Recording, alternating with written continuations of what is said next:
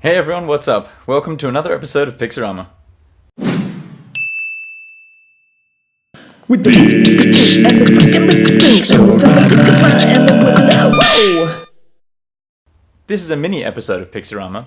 As some of you may have noticed, the video uploads on my channel have been a bit scarce of late, and that's because I'm traveling. But just because I'm traveling does not mean I've been lazy.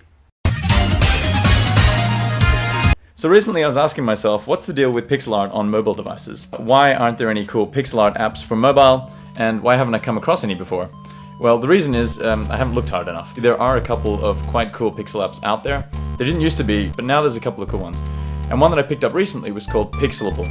Pixelable is from a developer called Yosuke Seki, and he also had an app called Dotable, which was a very, very similar app, both for pixel art. But Dotable, if you're looking at that on the App Store, you might as well go and download Pixelable, because Pixelable is the updated version with some cool new features, and it's way sleeker.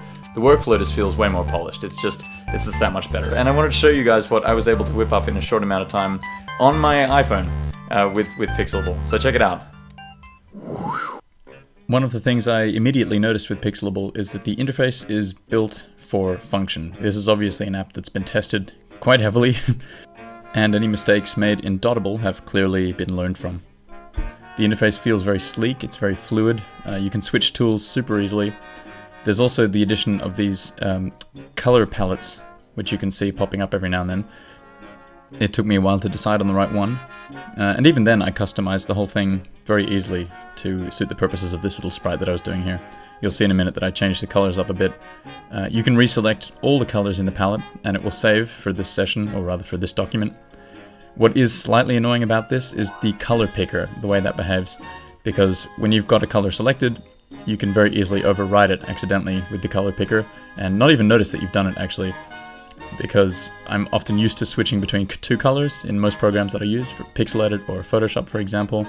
There's usually a foreground color and a background color. In Pixelable you have 10 colors down the bottom, but yeah, that color picker does provide a little bit of a problem sometimes if you're not paying attention.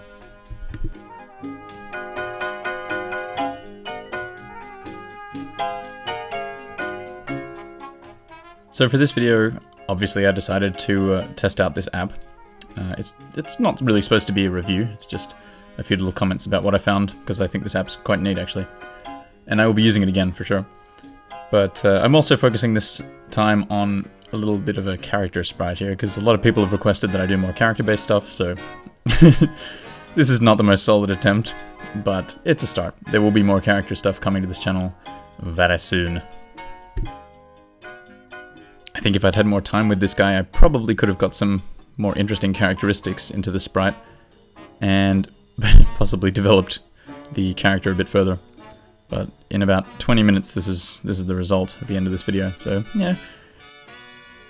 I think it's actually really interesting working on a device like this, on a touch device particularly. I think working on a computer is a very different experience, especially if you have just a mouse. Some people work with their tablets, but on a touch device like this, you really get a very tactile response going.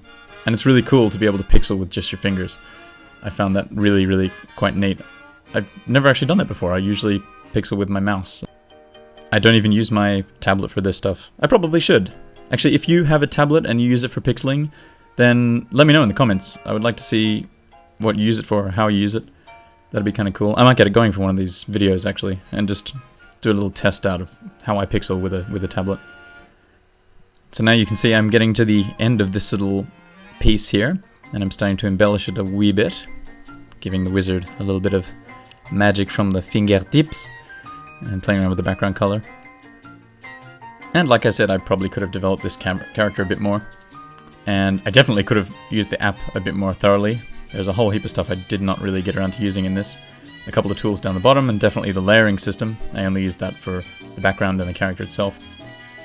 But as far as this goes, I'm totally down for more pixeling on my mobile device. It's going to be so much fun, especially in transit on long flights or what have you, to just crack out the phone and start going on a little character, or if you're on the road somewhere or chilling out somewhere and inspiration strikes, it's an awesome option to have. You totally don't need to have your computer with you anymore.